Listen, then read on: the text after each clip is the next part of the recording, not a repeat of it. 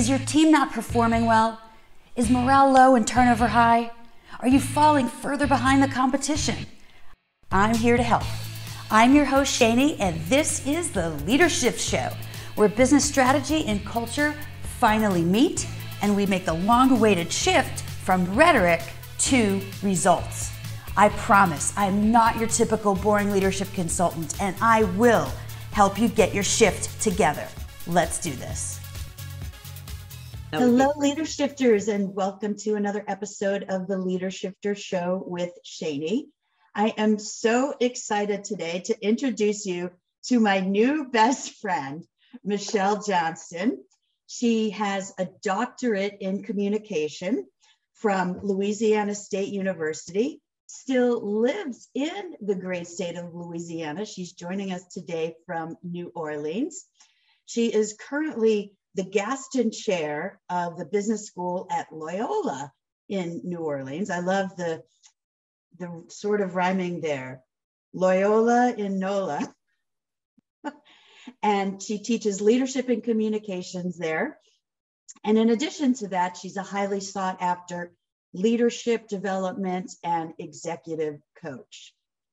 Also an author of a book that we're going to spend some time talking about today called The Seismic Shift in Leadership.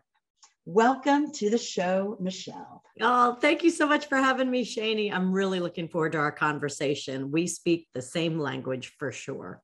Absolutely. And we have so much in common, even aside from our professional endeavors. So absolutely excited to have this conversation as well. Okay. So I just want to get right into your book, actually, because talking about speaking my language, a seismic shift, and you're on the Leader Shifter Show. How great is that? I mean, you and I as executive coaches clearly have been witnessing, observing this shift and trying to help leaders. Tell me, I'm going to turn the pages on you. Tell me how you came up with the name of your podcast, The Leader Shift. Well, my business, as I'm sure you saw, is the Leadership Project. And, you know, I'm not the first one to make the play on the word leadership, but for me, it was really important because everything that a successful leader needs to have is actually under the umbrella of shifting in my humble opinion, whether it's shifting strategy, whether it's shifting the way they hire and manage people in a pandemic, whether it's shifting into new product lines or new geographic areas. Those are all shifts. And as we know as coaches, 99.9% of the time, the biggest shift that has to precede any of those shifts is the shift in our minds. So that's how I decided to name my business the Leadership and Project, because it's ongoing. This is lifelong work. We're never done. We'll never get it right. We'll never get it done. As one of my favorite Abraham Hicks, Esther Hicks says. And that's even a mindset shift to take into account. People think, oh, you know, this will be perfect when, or I'll be finished with that when. It never ends. You are so right. And I remember when I was trying to come up with a name for my book and what I was seeing in the business world as an executive coach is that the old style of leading, of communicating, which was very transactional, kind of just do what I say. It was much more from an authoritarian perspective, much more about control and power. And I had been comfortable with that because that's what I saw all around me, right? And that's what we experienced growing up in the workplace. Yes. And then, baby boomers, the quintessential command and control generation. Yes, exactly. But then all of a sudden, I was getting hired to coach those same leadership styles that we had been privy to that had been effective. And we could actually have a whole nother conversation of whether it really was effective, but it certainly was in vogue and it certainly was the norm. And all of a sudden I'm getting hired to coach these type of leaders, which felt very comfortable to me. However, when I did my 360 interviews, I was finding that it was no longer effective. And instead of creating this exceptional team environment, it was creating a culture of fear. And the people were not motivated. The people didn't want to speak up. The people didn't want to work for these leaders anymore.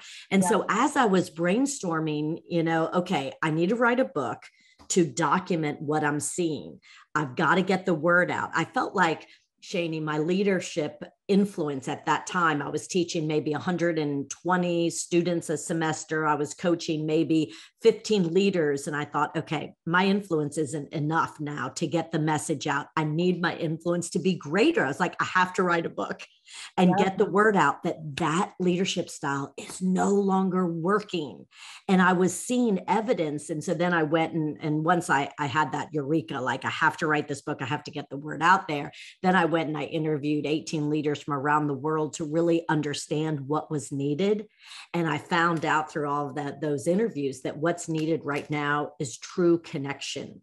Mm-hmm. And as you just referred to, connection has to start with yourself. And in order to truly connect with your people, you have to give yourself permission to show up authentically. And so many of those command and control leaders that I was seeing that were getting pushed out of the organizations, they were just trying to be somebody else who they thought they had to be successful. They really weren't showing up as themselves. That's right. It used to be that leaders thought they had to be pillars of knowledge, that if they didn't know everything or pretend to know everything, that people wouldn't respect them.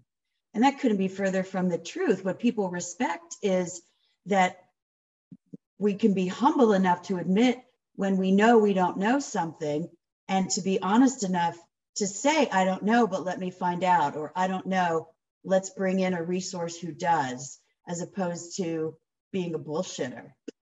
Cursing allowed on my podcast, by the way.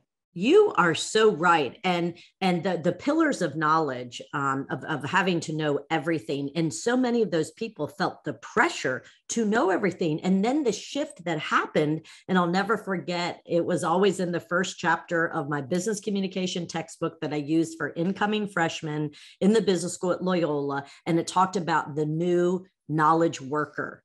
And the new knowledge worker, right, came about because of the internet and people having anything they needed to know at their fingertips. So no longer were they looking to the leaders to know everything. They could find out, right? That kind of, I guess that was the initial shift when the worker realized, wait, I have access to all the information that my leader has access to. I need them for something else. But the leader was still holding on to, I'm supposed to know everything, just do what I say. And that's where a lot of the conflict, right? And so that's why I named my book The Seismic Shift. I finally figured out that title because that's what I was seeing, the seismic shift between what employees wanted and needed and what that old leader was holding on to. So the new leadership style, as I just referred to, is much more about connecting with yourself so that you can show up authentically, so that, and then actually caring. And that's one of the chapters in my book is the new leadership style that works now is somebody who shows up and really cares about their employees as whole people. Not just the results that they bring to the table every day, but how are you doing, Shani? How's life going for you these days? And I've been getting so much pushback. I don't know about you, but I've been getting so much pushback of like, Michelle, I don't have time for that. And I say, you don't have time not to show that you care. I had a person come up to me. I did a fireside chat with one of my clients, Qualcomm, out in San Diego. And the chief marketing officer and I, Don McGuire, who's just amazing. He was just named one of the top 50 most influential chief marketing officers. And he bought my book for everybody. And he kept bringing me out to facilitate meetings, to really talk about the importance of connection. And so he and I did this fireside chat to talk about, he's like, look, we're trying to be the most innovative tech company in the world. And he said, I think we're doing a really good job. And what we've realized is you can't disrupt and you can't innovate unless you first embed time to connect with your people. You have to create this team environment that allows for that innovative thinking. So he and I are having this fireside chat, this great discussion. It ends. I've got a line of people And one of them comes up to me with tears in her eyes. And she said, you spoke to my soul. She said, I ended up quitting a job after 2 years. I just joined with Qualcomm. She said, because in the 2 years during the pandemic, my boss never once asked how I was doing. And I was home alone in my apartment. Crazy. Isn't that crazy? And she said, I finally just realized that was so not good for me. I quit. And now I'm just feeling so grateful. She said, you see my tears because I'm feeling so grateful that I'm actually working for a company and have a leader like Don McGuire who truly believes in the importance of meaningful connection. Mm-hmm. So let me ask you, how did you identify the 18 leaders? Yes. So as a researcher, right? So when I had my big eureka, like, okay, there's a seismic shift happening. I'm trying to coach these leaders that are getting pushed out of organizations because they refuse to change. They still want to hold on to power and control, and that's not working for their people. So I realize it's now all about connection. I've got to figure out what that looks like. And so I had to start with what I knew. Right. And so I started with some of the leaders that I knew who I was coaching at the time. And I'd say, can I please come and just interview you and talk about connection? And I realized through those leaders that I was coaching that connection is at 3 levels. And that first connection is that foundation of connection with yourself. Only when you have that true connection with yourself can you show up and meaningfully connect with your people. And that's the second level, connection with your team.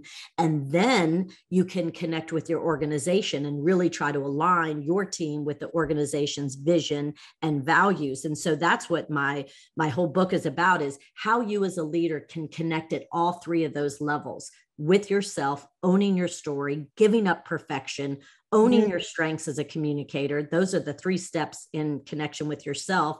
And then really figuring out, how do you connect with your team? Well, you show care and compassion. You show interest in them as human beings, as a whole person, right? You show up more as a servant leader and make it about them and not about you. Again, a very big shift. And then at that high level, that top level, right, the C-suite level, that connection with the organization, it's how are you owning your calendar? How are you scheduling with the most important stakeholders so that you can be successful? How are you creating a positive culture? That's what it takes at that high level of alignment. So that highest level, connection with the organization, is all about alignment. So going back to your question, so I started with the leaders I was coaching. And at the end of my interview, I would say, is there anybody you can think of who really represents connection that I can talk to? And then they would give me a name, and then I would go and interview that person. And it took me around the world. I ended up, one of my favorite interviews was with the global president of Kind Bars, the granola I love bar. those. I have like a Costco size box in my pantry, always. Okay, well, you will also love the global president, Juan Martin. He's from Spain. Mars is a privately held company that ended up acquiring Kind Bars from Daniel Lubetzky, who was the founder of Kind. And they looked throughout the organization for somebody who could represent this new brand. And so the word kind really matters. They needed somebody who could show up as a kind, compassionate leader. And my interview with Juan Shaney was so fascinating because he had grown up and had been raised in this very macho Spanish culture. And so for a long time, that's how he led. He led from command and control. He's highly competitive, and he still is highly competitive. But he thought he had to be that macho personality to succeed. And guess what? That worked for a long time. And then Mars said, you know what? We're going to invest in you. You're really good, Juan. We're going to give you an executive coach. So he had an executive coach out of London that really made him look at, what is the type of leader that you would be proud of? What type of legacy would you be proud of? And at that time, his mom was really sick and she ended up passing away. And he realized, I want to be more like my mom than the leader I am now. I want to show up showing compassion. And once he made that shift which was really tough because at that time he's now in New York, but at the time he was still based. He was the head of Europe and Africa, in charge of pet food and candy. That was a big shift over there to say, I want to show up as a more compassionate leader. He finally gave himself permission. He shifted. And that's when Mars bought Kind Bars and was looking for a leader who could show up and represent kindness. And they chose Juan. And so one of the interviews when we were on Zoom, because it was during the pandemic, I said, Juan, so what does success look like for you as the global president of Kind? I said, it's got to be how many bars you sell. And he said, no, Michelle, that's only one metric. He said, I'm evaluated. He goes, a matter of fact, after our interview on the Zoom today, I'm getting my annual performance by the head of Mars right now. And he said, and I'm evaluated by how many acts of kindness a year we perform. I said, you're kidding me. He said, no. I said, what was your goal? Really? What was your goal? He said, 250 million acts of kindness. 250 million acts of kindness? How do you even track that? He said, we have metrics that if you can track one person doing something nice for somebody, holding open the door, picking up trash, giving a compliment, giving up your seat on the metro, then that act of kindness ends up driving 7 more acts of kindness. And he said, so we engage in campaigns trying to make the world a kinder place. Talk about blowing my mind, because what was really cool about that example is it kind of encapsulated what I was finding in my research, that he had to first and foremost connect with himself as a leader and give himself permission to show up authentically, which in his case was more compassionately. Once he did that, then he could connect with his team. And then he could be at that C-suite level where he was representing the vision of the company of Kind Bars and trying to make the world a kinder place. It is just, how cool is that? Wow. All right. I have several thoughts and hopefully I don't lose them by the time I get through them. So one is I do a newsletter every month. It's called The Scoop. And in every newsletter, I highlight an exemplary company and or leader. He's going to be August because my July issue is already put to bed. Perfect. The second thing is, I couldn't agree with you more about having to do the self-actualization work before you can be an effective leader of others. And I wrote a book in 2017 called The Better Boss Project, or sorry, The Better Boss Blueprint. And because I like alliteration. I love it. And the very first chapter is get your own shit together first. So once again, it is so true. You can't get where you want to go unless you spend time, a lot of time, on self-reflection and figuring out it. You really, a lot of that takes taking assessments. How do you show up? What is your default? Right? Yep. What type of communicator are you? What type of personality do you have? How do you want to show up? I mean, it really takes a lot. What is your story? Even owning your story, right? Yeah. And coming to grips with how you think you're showing up may not be the impact that you're having on people, and having to reconcile that and shift so that it's more aligned, and uncovering those blind spots. You don't know what you don't know until alignment is key. Coaches like us break it down for them. And that's why I begin, and I'm sure you do too, with the 360. But so I might be hired for a client, and they'll say, okay, let's get started first, and then we'll do a 360. I'll say that's really that I have found that the process needs to be, I need to know how other people perceive you. I can't just start telling you what I think you should do without knowing how other people perceive you. And Marshall Goldsmith is my mentor, and he has one of the best quotes. And he said that when you are in a leadership position, you are held hostage. Such a powerful word and so appropriate. You are held hostage by how other people perceive you. So much of executive coaching is changing some actions in a way that other people can perceive that you are changing. So let's give an example, right? So we find in the 360 that even though you think that you're creating this positive culture, that because you try to be perfect and then you demand perfection from your team, you're not creating a positive culture, you're creating a culture of fear, but you don't realize it until it comes up in the data, right? And so then we can create this blueprint, this action plan for how you can allow your team to make mistakes. And that's huge, right? So then you have to spend, and it usually takes 6 months to a year, demonstrating and showing your team that you want a positive culture and you're willing to tweak whatever it takes, right? To allow them to take risks and make mistakes. And then you go back in a year and you ask again, does this leader create a positive culture? And you see how far the needle has moved. And if it has moved, then you've changed the perception of your people and then you're much more effective. But so much of it is about perception. For sure.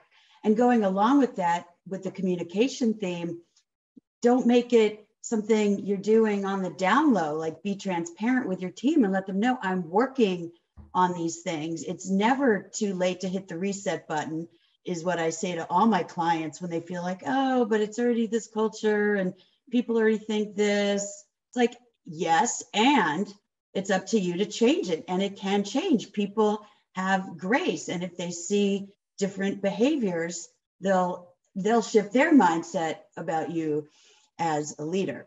So, gosh, I love that Marshall Goldsmith is your mentor.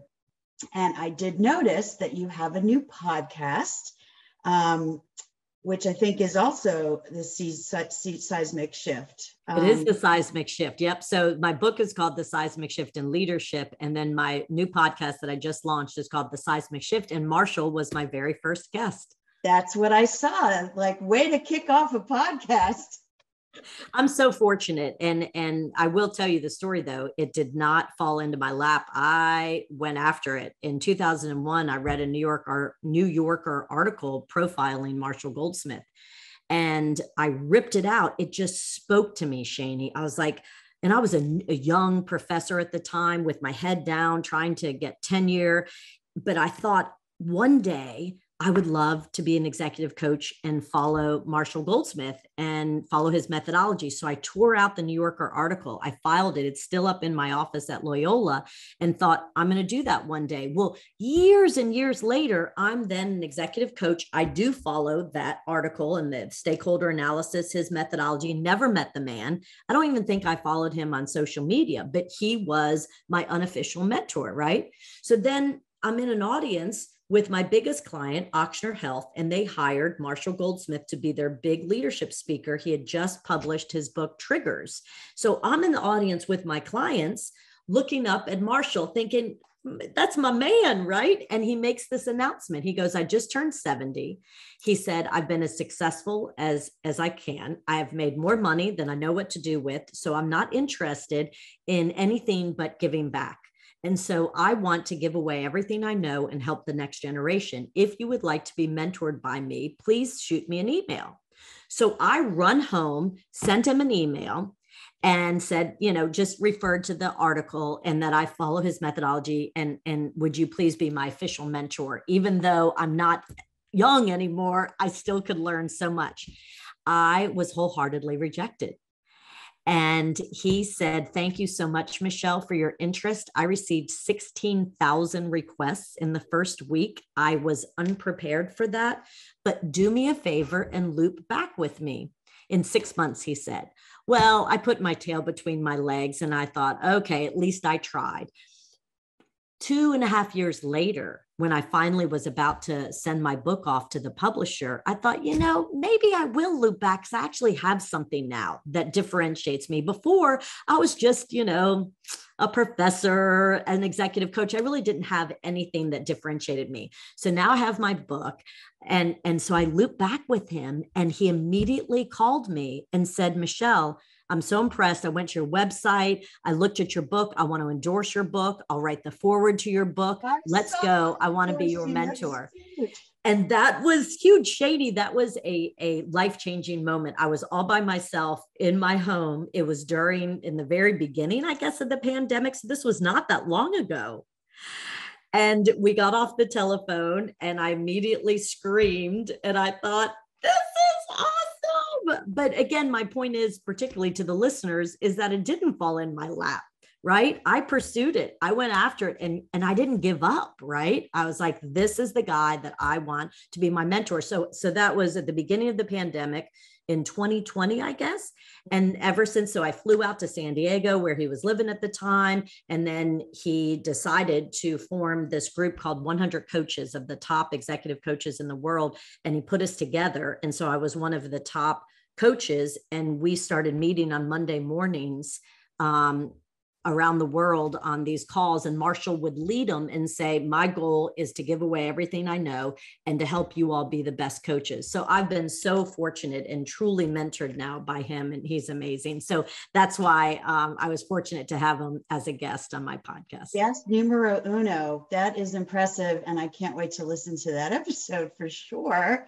In fact, I've got 4 hours in an infusion center on Monday. I'm getting so off topic. I'm getting an iron infusion because I'm anemic, and you literally sit there for 4 hours with a needle in your arm, twiddling your thumbs. And so thank God for podcasts and audiobooks, really. Seriously. Well, listen to it. I think you'll really appreciate it because he talks about his brand new New York Times bestselling book called The Earned Life, which is really fascinating. It's a shift from what, his most popular book is What Got You Here Won't Get You There.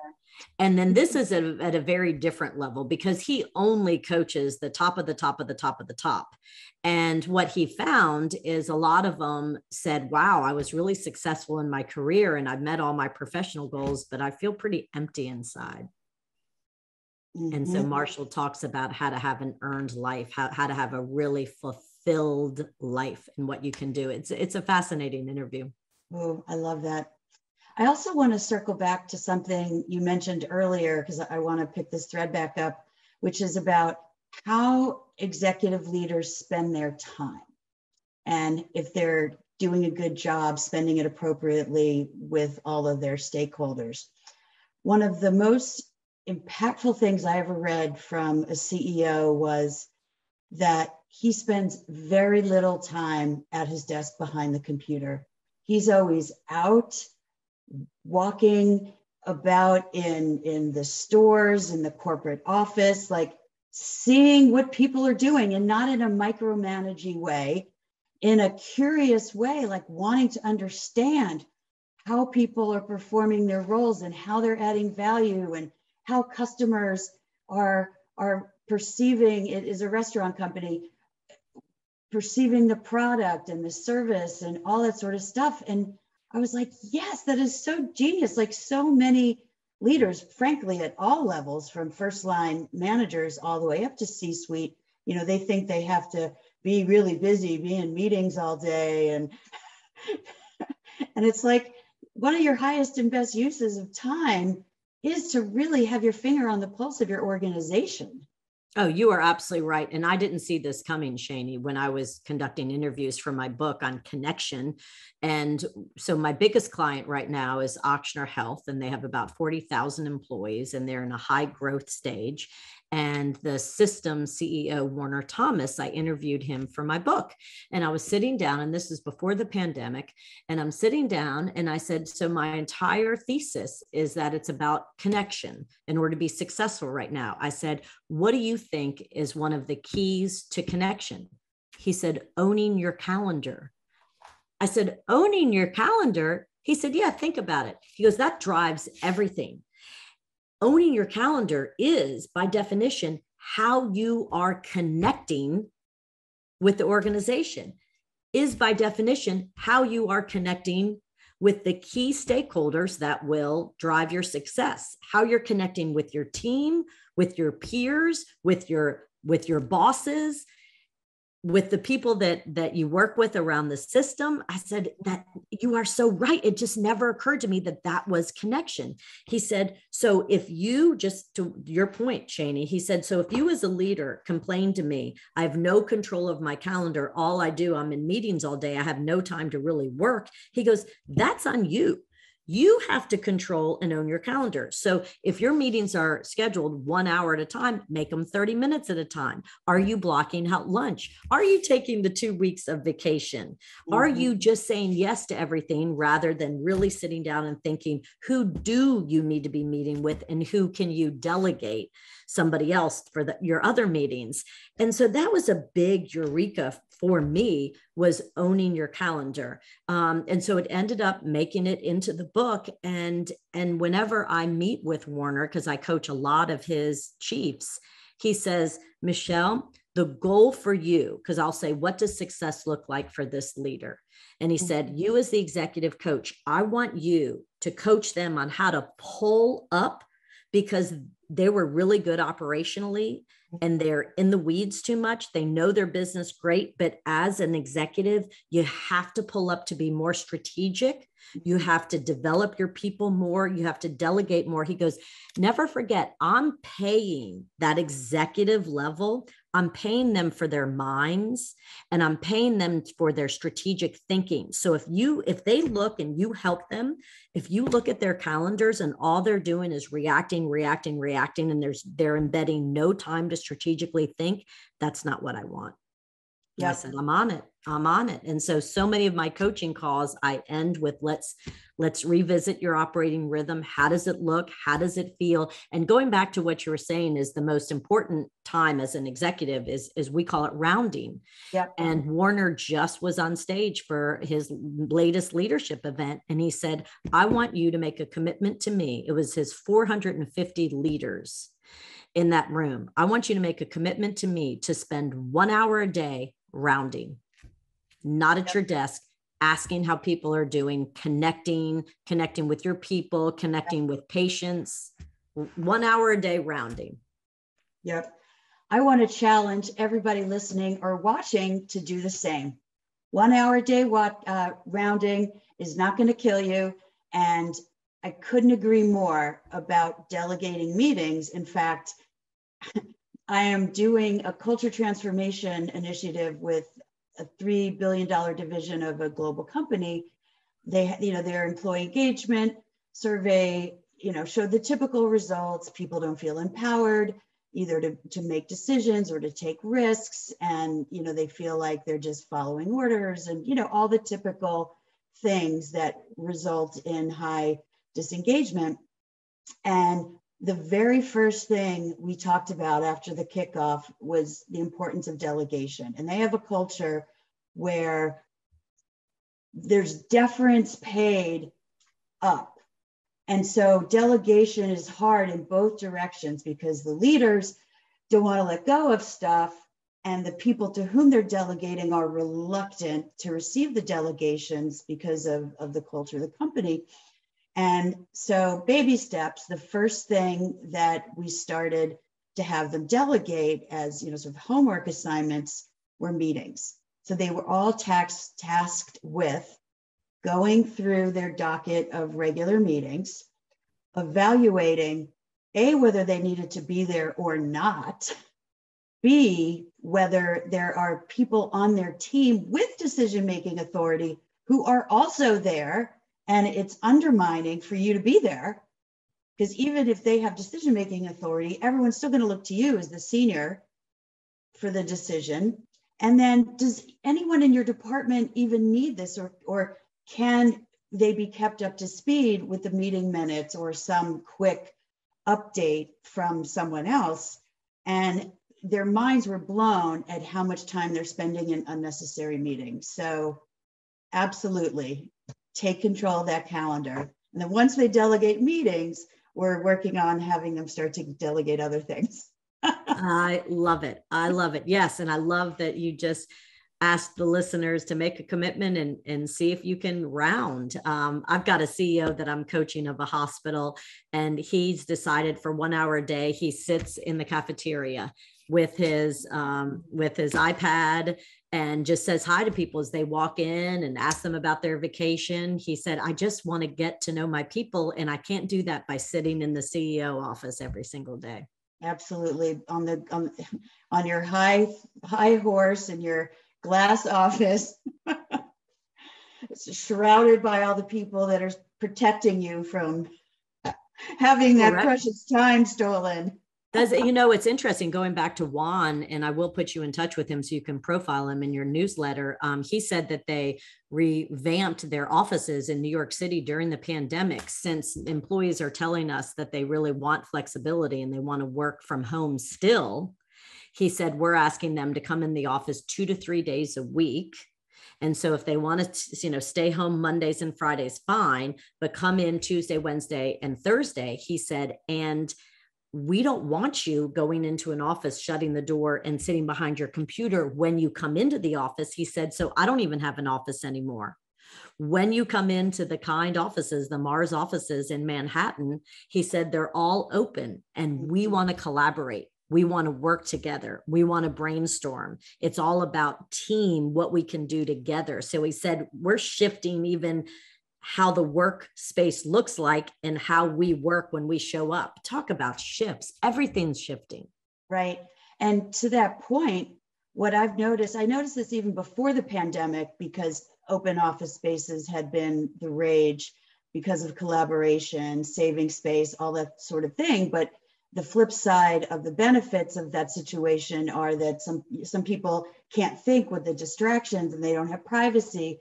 And so you started to see these soundproof booths where people could go and make phone calls where they needed privacy, or sales calls where they couldn't have the din of all the people talking, in the background. And when I go into offices now, I see even more of those. Absolutely.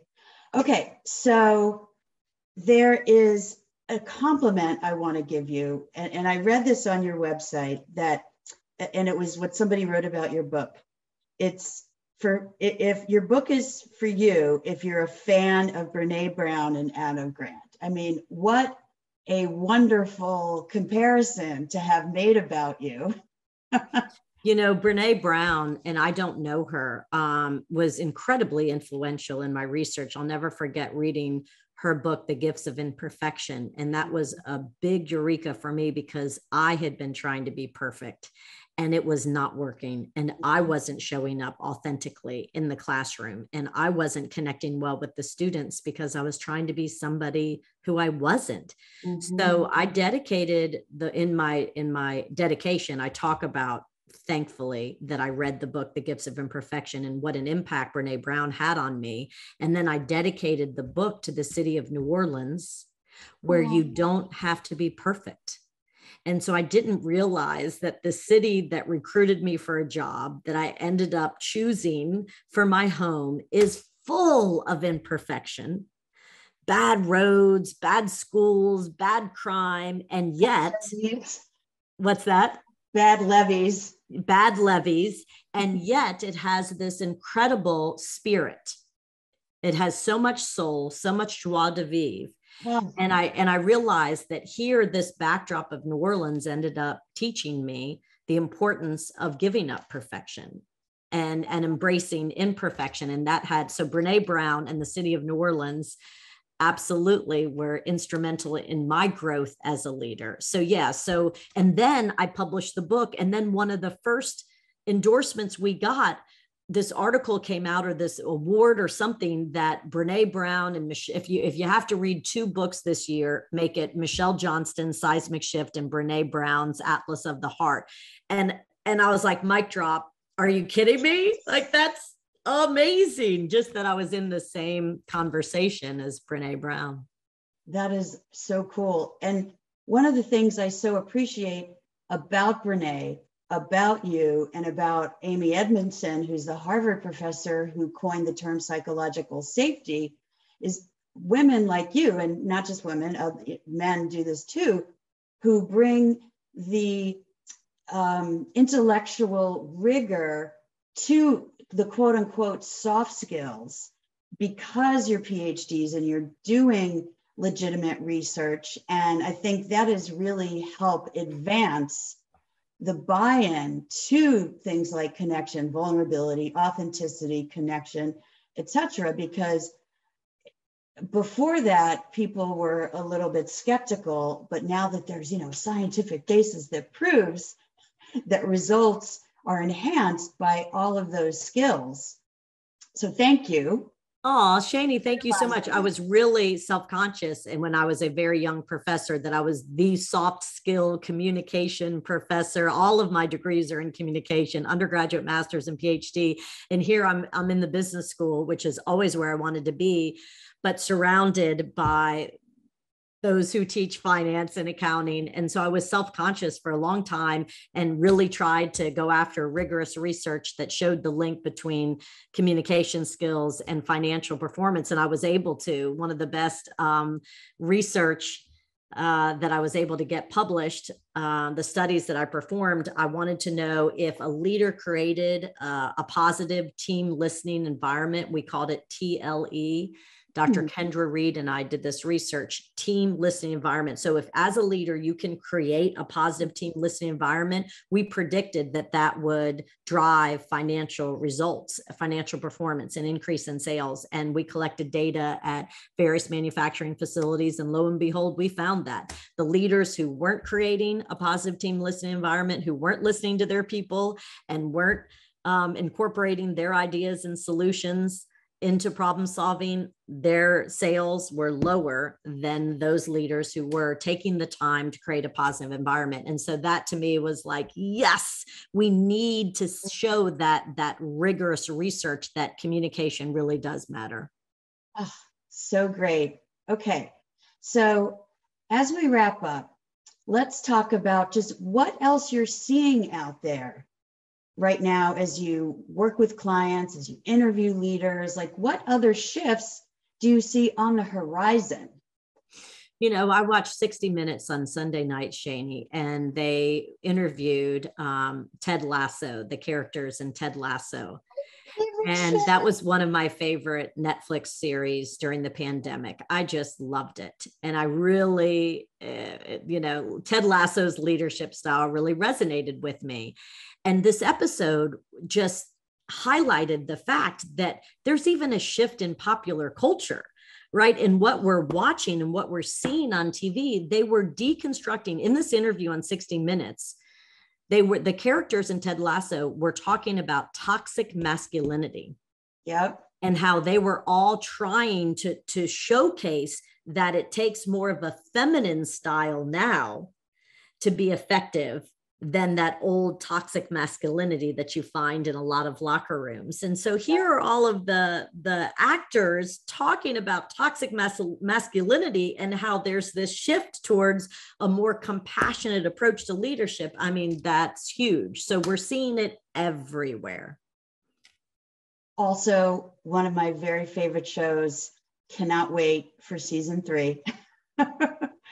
And I don't watch that much TV, but I vet the shows that I'm going to invest time in before I do it with people whose opinions I really value, that I know wouldn't recommend something that was just mediocre. And so the shows that I've watched are Schitt's Creek,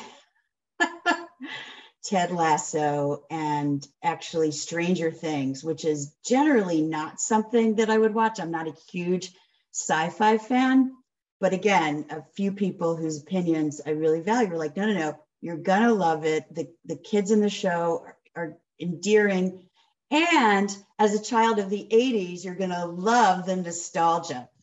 And so every time I come to an end of a season, I post something about leadership lessons from. So I've done one for Schitt's Creek, Ted Lasso, and Stranger Things. Oh, I love it. Yeah. One of my clients, I just spoke to yesterday, she's starting a Friday series on Ted Lasso, a leadership development series on Ted Lasso. And you have to show up in person and they watch an episode and they deconstruct it and they talk about it. I was like, that's brilliant. That is fantastic. I loved it. But thank you so much, Shani, for having me. I've loved this conversation with you. Likewise. We definitely speak the same language. And thank you to all the listeners who tuned in. We appreciate you. Yes, thank you so much for being here. And Leadershifters, I just want to do a quick wrap up just with the highlights, at least from my perspective. So absolutely remember that connection is at 3 levels: yourself, your team, and your organization. And values is one of the through lines that goes through all of those things. Owning your calendar, so important. And remember the challenge that we issued to you, I don't know, about 2/3 of the way through the podcast. Clear an hour of your schedule every single day to round, whether it's on your people, in your, with your customers, in your stores, whatever is appropriate. And develop a TLE, team listening environment. I absolutely love that acronym and that idea. So Michelle, thank you again. And Leadershifters, until next time.